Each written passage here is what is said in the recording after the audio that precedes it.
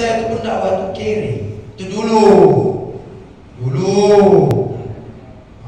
Jangan salah sangka ya kan. Dulu. Jadi dulu itu begitu. Tamat saya dari pesantren, ada guru dia bilang, kau harus jadi ustaz kau, kata dia. Aku pertama ikut. Rupanya aku tengok ada duitnya. Oh ya, bisa cepat kaya. Ini aku pikir. Tapi di situ ada bisikan dalam hati, jangan kau dakwah karena duitnya kawan. Akhirnya aku berhenti jadi ustaz. Berhenti jadi ustaz, jalani bisnis, jualan. Udah enak, adalah sempat gaji 4 juta, 6 juta sebulan masa itu jualan. Tapi ketika 2017 itu tumpul semuanya, tak ada lagi. Hutang banyak. Akhirnya ada satu momen itu dan 4 tahun kutinggalkan ini panggung. Ada abang menelpon dari Aceh, Dek, ya, kau besok di mana sholat Idul Adha? Ya dekat sini lah bang. Tolong kau dulu mengisi di Masjid Raya Martubung. Aku bilang, oh gila kau bang. Kok gitu kau? Dia bilang, aku nggak pernah lagi ceramah. Kau suruh ceramah di Masjid Raya itu jamaahnya 500 lebih. Aku bilang, minta tolong abang, kata dia, bikin ceramah. Berdatangan lagi orang menyuruh kita berdakwah itu. Jualan enak rasanya. Jadi ini sebabnya apa? Dulu ketika aku kecil, main-mainku di masjid, Bu. Tak pernah kita bayangkan. Kelas 2 SD jadi tukang ngajar aku di masjid. Kelas 2 SD, tukang ngajar. Hari Minggu tuh makku nyari aku itu, tidak pernah dia nyari tempat lain. Masjid. Serius. Jadi kebiasaan itulah yang akan membawa kita nanti. Memori itu sudah tertanam. Ini dia. Jadi makanya kita ini harus ngajar anak-anak kita ini. Harus kita bina anak-anak kita ini. Kita ajarkan, kita dekatkan dengan Quran. Kita bawa dia ke masjid. Kita dudukkan dia. Kata Nabi, 3 amal yang tak terputus, maaf. Ini kalau ibu jalankan ini, maka 2 yang ibu dapat. Apa itu? Anak yang soleh dan ilmu yuntafa'u fihi. Ibu ajarkan dia untuk rajin ibadah, sholat tepat waktu, sholat di masjid. Diajarkan kepada anak cucunya, diajarkan kepada anak cicitnya. Mati kita di dalam kubur, di alam nasut itu kita akan mendapatkan pahala yang terus mengalir. Mau, Bu? Mau? Dek, ajak kawannya nanti ya, Dek. Anak remaja, oi. Ya, harus diajak. Kenapa begitu, Bu? Jangan sempat kita di situ kita sudah mau mati, di situ kita tobat. Bahaya. Kalau udah di situ mau mati, di situ tobat, akhirnya jadinya gagal tobat. Kok bisa, Ustaz? Saya kasih contoh. Ada orang tobat dia, habis ceramah Isra Mi'raj itu Ustaz dia ceritakan, Pak, Ibu, jangan sembarangan meninggalkan sholat. Karena orang yang lalai dan ria dalam sholat aja akan dibuang ke neraka, apalagi orang yang tak sholat, takut dia. Itu kalau dia bikin tasawuf itu kitab Al-Yawakin wal Jawahir. Wah, takut dia.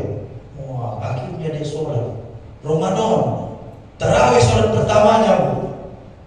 Pergi dia ke masjid dekat rumahnya, rupanya 23 rakaat, umur 60. Sholat 1 rakaatan, 2 rakaatan, 3 rakaat sampai rakaat ke-12. Akhirnya dia mulai keluar. Dia bilang sama kawannya mau buang air kecil, rupanya lari. Ditanya, Wak Nazir, Wak mau kemana? Gak mau, umat yang coba imam kau macam kejar setan. Imam salah. Jadi Wak sholat di mana besoknya? Diajak kawannya, kita sholat di masjid sana aja, Masjid Al-Kausar. Sana enak, 11 rakaat komplek tepat waktu. Pergi dari mana? Di komplek udah dengar Ustaz ini kondang-kondang di sini. Korinya pun luar biasa. Kori niatnya mau dakwahi lagu. Ini gue bela Kori gak kalah PJJ. Aku bilang mau bapak kan. Dia mau dakwah lagu, dia mau dakwah habis dia. Takbir, diangkat aja. Allah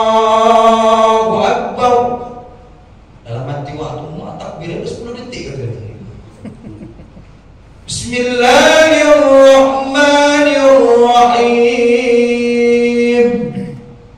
Fatihah masih sabar waktu dilewatinya. Tiba-tiba pas masuk ayat yang berikutnya, amma yatasaalun. Waktu itu salah paham. Padahal amma yatasaalun mau diselesaikan di 11 rakaat. Dia kira mau dipakai di rakaat itu, dia senggol kawannya. Tengah dua kita pulang ini katanya. Lah tahu yang ngajak sholat di sini kata dia. Nggak tahu kawan imamnya, biasanya bukan kawan di kata yang satu itu katanya. Akhirnya pulang orang. Malah apa lagi film cinta apa itu lagi mulai pula lagi sinetron itu. Nengok berita ya kan. Al sama Andin lagi merajuk-merajuan. Ya, Al sama Andin. Nah itu nanti jadi gagal tobat, gagal paham, gagal tobat, gak jadi. Apa yang kita bawa menuju Tuhan itu? Wa tazawwadu fa inna khairaz zadi taqwa. Takwa yang kita bawa, Bu. Tak ada yang kita bawa ini kecuali amal kita. Kemudian yang kedua, siapa orang yang dicintai Allah itu tadi? Adalah orang-orang yang selalu berjihad di jalan Allah. Al-jihadu fi sabilillah. Pakai apa jihad? Boleh pakai tenaga. Ibu semuanya punya wirid, punya perkumpulan, punya. Mau jihad pakai tenaga, nggak ada duit di masa itu. Datang ke tempat orang yang wirid itu, bantu dia. Ada maulid, bantu dia. Ada mi'raj, bantu panitia. Tenaga. Boleh pakai duit Ustaz? Boleh. Boleh pakai duit. Ini kadang-kadang memang Pak, uang cepek itu suka iri kadang-kadang sama uang 2000. Suka gak iri uang cepek sama uang 2000? Suka. Karena yang sering masuk di kota ini Pak itu uang 2000. Tapi gak di sini. Nah, cuman katanya orang sana pindah dari sini. Cagalah. Iya suka itu orang cepet itu iri. Pas lewat itu kota Impa itu, cepet dalam hati begini. Pengen aku dekat dengan Allah. Datang Bang Lipul ngecek, alam cepet katanya. Gak usah mimpi lah kau itu untuk dipakai di sana, bandari kawan-kawan. Datang Bang Lipul pun aku yang masuk ini. Wong cepet bilang apa? Sama uang 20. Alah, gak usah mimpi lah kau Pul. Kau tuh beli rokok berpuluh kau kata dia. Uang 20, untuk beli surya separuh kau dia. Akhirnya dengan PD-nya lantamnya uang 2000 ngomong, minggir leh. Oh saya kalian so PD-PD. Pasti aku kata. Pasti aku, mohon masuk.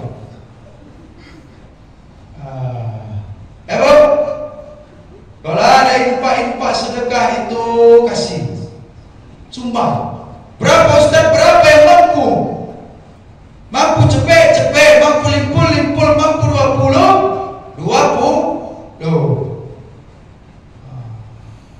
Ayah pun gitu juga kadang-kadang. Kapan Ustaz nengoknya waktu khotib Jumat? Nah ya khotib Jumat dulu. Hadirin jamaah Jumat yang dimuliakan Allah, kan jangan kota Pak. Nyampe ke tempat bapak itu udah dekat-dekat dia, cikir bapak. Subhanallah. Mau dekat makin pun cikir. Subhanallah. Kawan samping mira kan, suka di kawan dikata. Akhirnya dilewatkan. Alhamdulillah.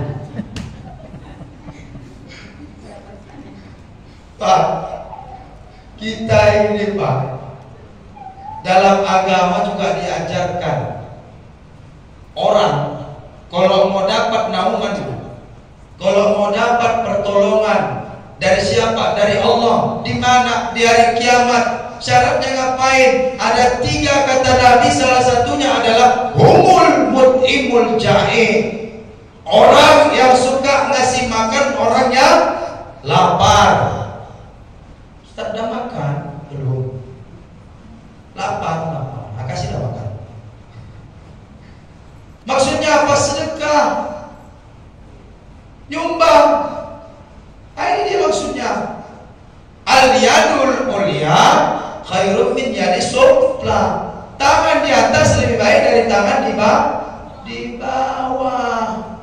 Jadi kita memberi lebih baik daripada meminta.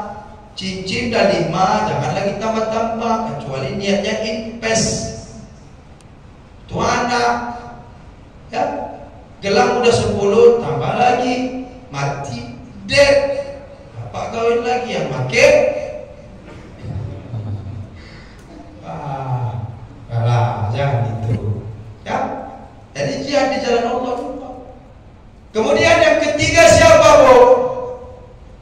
Orang yang dicintai Allah itu, orang yang disukai Allah itu adalah orang yang selalu bakti kepada orang tuanya. Hablum minan nas di sini dituntut. Nah, sebelum kita masuk ke cerita itu, memang kita cerita hablum minan nas. Pak, hablum minan nas Nabi itu luar biasa. Sama siapa aja Ustaz? Semua. Sama anak kecil, sama orang tua, sama orang sebaya, sama orang kaya, sama orang miskin, semuanya dia berakhlak mulia. Ada orang kadang tentang susah, padahal wak kandung gak diakui dia. Kenal kau wak Juminten katanya. Mak kenal aku katanya. Kata-katanya wak kau, wak dapat-dapat katanya. Jadi siapa saudara kau sebetulnya? Pak Gubernur. Pak Gubernur kata saudara. Dari mana? Aku punya om. Om dari mana? Omnya katanya kakek aku sama kakek dia, sama kakek mamaku sama kakek ini sepupu-sepupuan gitu. Baru omku ini punya ponaannya ini punya nantu. Nah, kemudian menantunya ini kawin sama siapa? Sama saudaranya Pak Gubernur itu. Rupanya sama pembantu gubernurnya rupanya.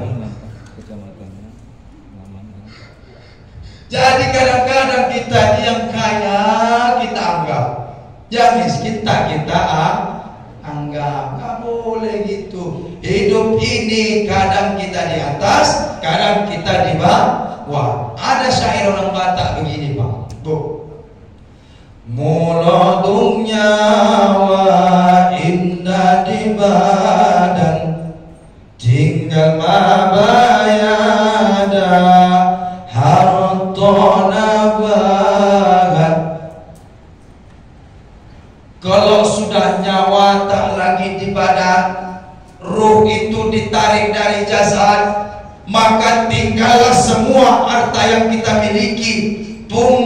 Tunggang langgang kita, pontang panting kita kais rezeki, itu semua tinggal di dunia. Mula indah dong bayar amal ibadah, hitaon sudena nangkan dilaknat. Kalau nggak ada amal ibadah itu kita dilaknat. Yang penting kita ini ibadah, amal. Derajat kita di sisi Tuhan itu dilihat dari ibadah, amal, bukan dari harta. Yang hebat itu dia orang kaya, tapi orang kaya yang dermawan, murah hati. Tuh keren. Ya. Jadi Nabi itu nggak lihat pandang, nggak pandang dulu, dia lihat tuh orang kaya. Jangan mentang-mentang orang kaya kita akui saudara. Nah, orang susah gak kita anggap. Nah, ini gak boleh. Harus jaga hablum minan nas. Yang susah bukan urusan dengan Tuhan. Yang paling susah itu urusan dengan manusia. Makanya coba tengok, ada satu surat, satu ayat itu dalam Al-Quran. Satu ayat itu, Pak, itu satu halaman, Pak. Satu halaman, panjang dia. Kaitannya apa? Pembahasan hutang piutang. Kenapa? Hubungan dengan manusia. Buat salah sama Tuhan cuma istighfar, mandi tobat, sholat tobat, gak ada yang tahu. Tapi kalau buat salah dengan manusia minta makhluk. Subhanallah, luar biasa. Jadi ya, kepada siapa kita harus berakhlak ini? Kepada istri. Tadi sudah saya ceritakan. Kepada suami. Suami walaupun jelek-jelek gini puntang panting untuk ibu. betul, saya sepakat bahwa wanita itu pantas materialistis karena hidupnya realistis. Tapi tengok suami awak juga, ini nengok orang turun dari Fortuner warna putih PRJ. Walaupun pengen juga beli, tapi tak kapan. Ganteng kali bapak tuh, luar biasa, senang kali lah istrinya, putih, ganteng, kaya. Pasti senang kali lah kehidupan keluarga ini. Beda sama aku katanya. Suamiku hitam, apa? Hitam pun hitam juga, pendek, gendut, kere, hidup lagi. Saya ceramah ke Riau, ke Aceh, saya bilang sama jamaah itu, ibunda, lebih baik suami jelek tapi setia, betul? Pelan-pelan suaranya, betul gak Bu? Suami jelek tapi setia, betul? Daripada suami ganteng selingkuhan di mana-mana, betul gak Bu? Yang bilang betul pasti jelek lagi. Canda, marah.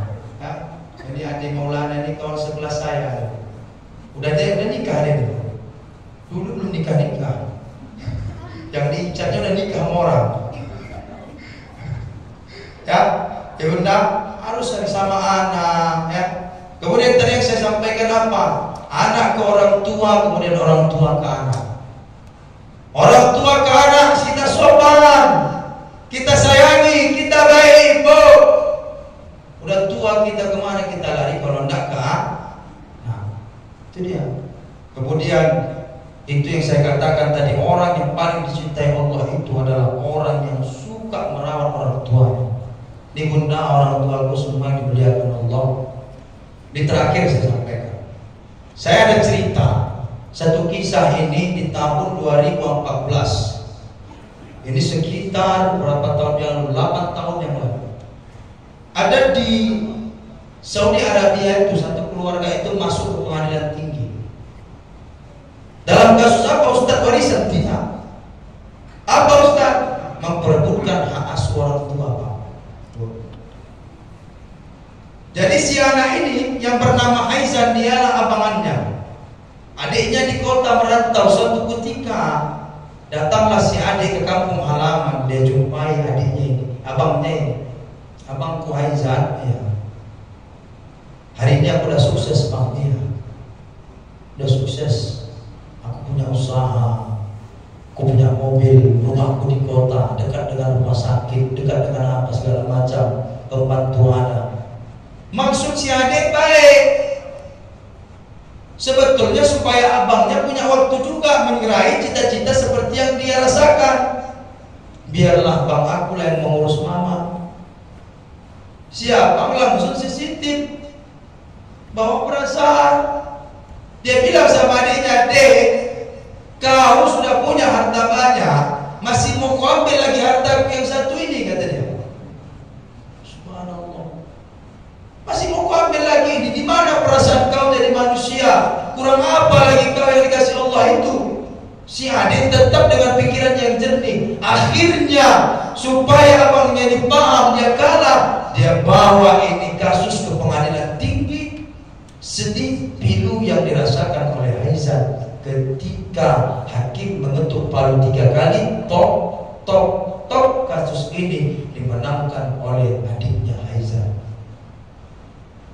Menangis air matanya. Ada lagi kisah nyata. Seorang anak muda dia rawat ibunya yang sudah tua. Dia bawa ke rumah sakit, dipersilakan duduk oleh dokter. Anak muda ini duduk, tapi ibunya bukan malah duduk, malah dia hancurin itu kertas, dia lemparkan, pulpen dia campakkan. Ditanya dokter, "Anak muda ini ibu kau?" "Iya." "Bukannya dia ini sudah gila?" "Iya." "Dia nggak akan kenal kau ini," kata si dokter. Apa kata anak muda itu? "Wahai bu dokter, memang benar emak saya, ibu saya, orang tua saya ini tidak akan pernah kenal dengan saya lagi karena sudah gila. Tapi Allah tahu bahwa dia adalah emakku." Ini maksudnya apa? Orang tuaku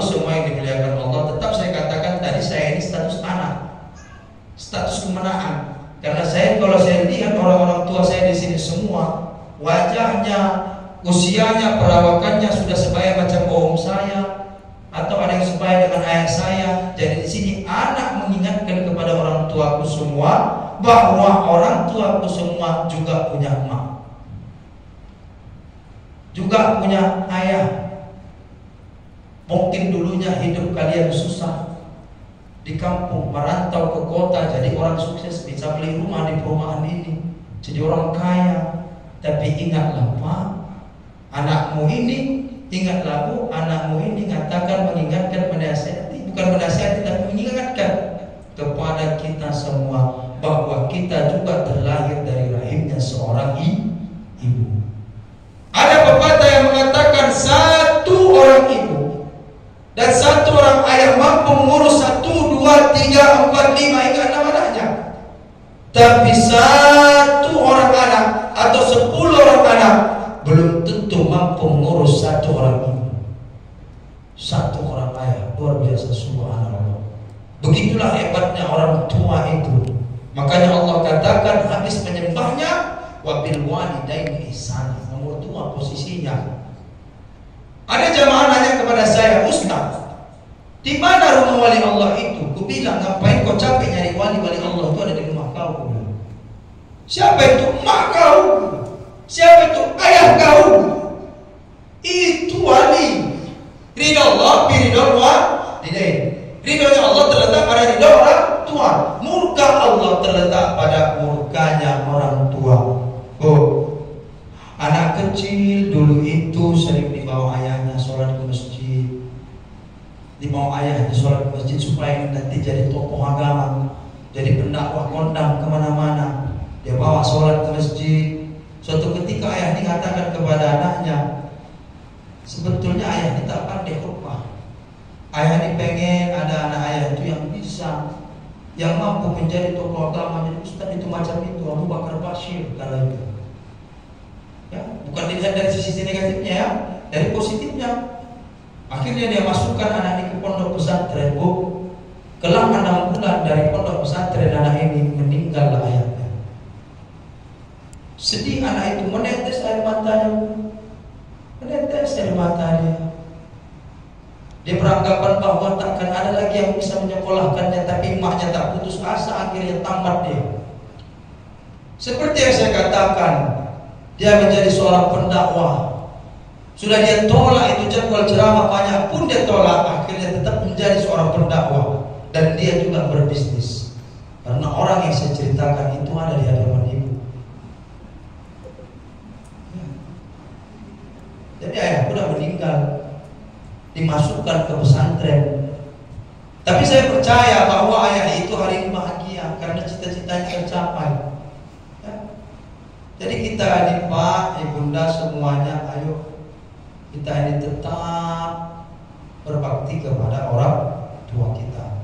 Baik itu dengan ziarah, baik itu dengan mendoakan kedua orang tua kita, ya, orang tuaku semua.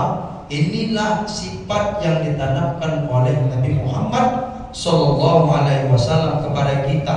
Kita kalau cerita sisi kemanusiaannya kita nggak bisa. Kita sudah cerita tadi, kalau mau kita samakan keringat kita sama kayak dengan keringat dia, maka enggak mungkin. Tapi akhlaknya lah yang kita ambil. Bagaimana akhlak Nabi kepada orang tua? Bagaimana akhlak Nabi kepada anak muda? Bagaimana akhlak Nabi kepada yang lain? Akhlakul Quran.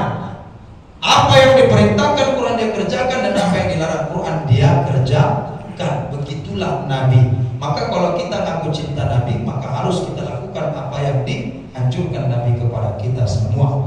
Orang tuaku semua yang dimuliakan Allah, jam sudah menunjukkan 9:30. Maka dalam hal ini mari kita tundukkan kepala kita minta kepada Allah Subhanahu wa taala keberkahan. A'udzu billahi minasyaitonir